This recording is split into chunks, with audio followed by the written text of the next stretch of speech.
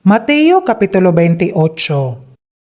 Karon sa tapos sa adlaw nga igpapahulay, sa pagbanagbanag sa nahauna nga adlaw sa simana, miabot si Maria Magdalena ug ang usa ka Maria sa pagtan-aw sa lubnganan, ug ania karon miabot ang usa ka dakong linog, kay usa ka manulunda sa Ginoo mikanaog gikan sa langit, ug miduol og giligid niya ang bato sa pultahan, og milingkod kaniya.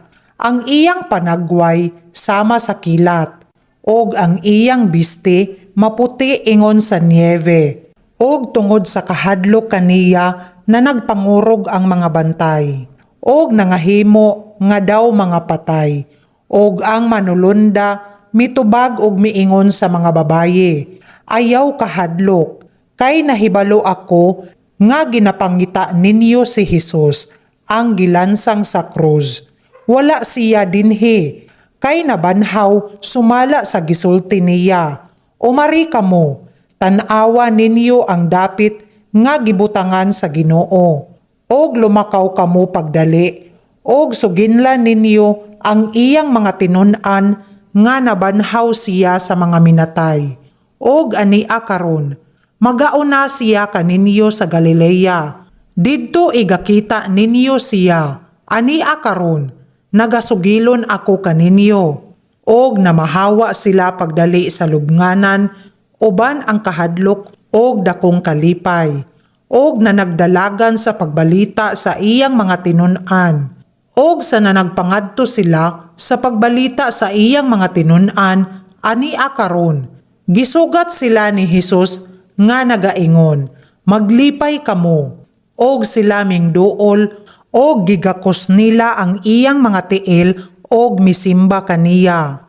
Unya miingon kanila si Jesus, dili kamo mga hadlok, pangadto kamo, balitain ninyo ang akong mga igsuon, aron nga managpangadto sila sa Galilea, og igakita nila ako didto. Apan samtang na nagpanlakaw sila, ania karon, ang uban sa mga bantay nangabot sa syudad og na nagsugilon sa mga punuan sa mga saserdote sa tanang mga butang nga nanghitabo, og sa nanagtigom sila kauban sa mga ansyano, og sa nanagsabot sila gihatagan nila og daghang salapi ang mga sundalo nga nagaingon, mag-ingon kamo, ang iyang mga tinun-an nagpanganhi sa gabii, og ilang gikawat siya samtang na nagpangatulog kami. Og kung kini hidunggan sa gobernador, pagalukmayon namo siya, og maluwas kamo sa kasamok. Busa, gidawat nila ang salapi, og gibuhat nila sumala sa gitudlo kanila. Og kining pulunga, ginapabantog sa taliwala sa mga Hudyo hangtod karong adlawa. Apan ang napulo og usa ka mga tinun-an na nagpangadto sa Galilea, sa bukid nga gitudlo ni Jesus kanila. Og sa ilang hingkit-an siya, gipanagsimba siya nila, apan ang uban na nagduha-duha. Og miduol si Jesus, og nagsulti kanila nga nagaingon, ang tibuok nga gahom gitugyan kanako sa langit og sa yuta. Busa, panlakaw kamo, og panudluan ninyo ang tanang mga nasod nga magabautismo kanila sa ngalan sa Amahan, og sa Anak, og sa Espiritu Santo.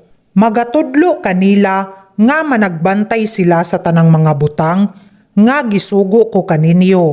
Og ania karon, ako magauban kaninyo kanunay hangtod sa katapusan sa kalibutan.